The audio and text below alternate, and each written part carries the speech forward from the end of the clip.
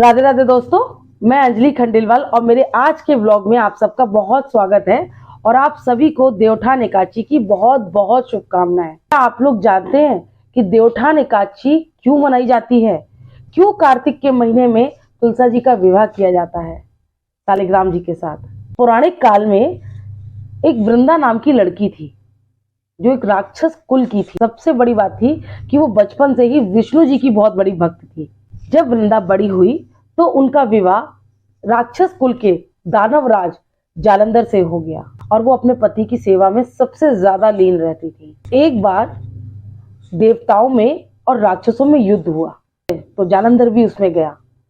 तो वृंदा बोली, हे स्वामी, आप जब तक लौट के नहीं आओगे मैं तब तक आपके लिए पूजा करती रहूंगी और मैं आपकी जीत का अनुष्ठान करूंगी। और वृंदा पूजा में बैठ गई। उसकी पूजा में इतनी शक्ति थी कि देवता जालंधर को हरा भी नहीं पा रहे थे। तब सारे देवता बड़े परेशान हुए और वो सब मिलके विष्णु जी के पास गए और उनसे प्रार्थना की। विष्णु जी बोले कि वृंदा मेरी परम भक्त है, मैं उसके साथ छल नहीं कर सकता। तब सारे देवता बोले कि हे प्रभु, एक आप ही हैं जो हमारी सारी समस्याओं का समाधान कर सकते हैं। फिर विष्णु जी को एक सुझाव आया। उन्होंने क्या किया, वो जालंधर का रूप धर के वृंदा के पास चले गए जहां वो भक्ति में लीन थी। जैसे ही वो उसके पास जालंधर बन के गए, वृंदा ने अपनी संकल्प तोड़ दिया और जालंधर के पैर छूने लगी।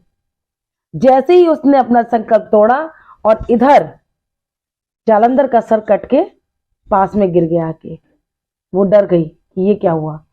जैसे ही उसने चरण स्पर्श किए थे विष्णु जी के, वो तुरंत समझ गई कि ये क्या हुआ। उसने विष्णु जी से कहा कि आप अपने रूप में वापस आइए, आप हैं कौन? विष्णु जी को अपने असली रूप में आना पड़ा। वृंदा बहुत ज्यादा क्रोधित हो गई और उसने उसी टाइम विष्णु जी को पत्थर बन जाने का श्राप दे दिया। पूरे देवता लोक में हाहाकार मच गई। लक्ष्मी जी रोने लगी। सब लोग आ गए, उनसे विनती करने लगे। तब वृंदा ने उनको असल रूप दे दिया, लेकिन उसके बाद वो अपने पति का सर हाथ में लेकर सती हो गई। उसी राख से एक पौधा निकला। तब विष्णु जी ने उस पौधे का नाम तुलसा जी दिया था और कहा था कि मेरा एक पत्थर का रूप शालिग्राम के रूप में पूजा जाएगा, जो हमेशा तुलसा जी के साथ रहेगा और तुलसा जी के बिना मेरी कभी पूजा पूरी नहीं मानी जाएगी।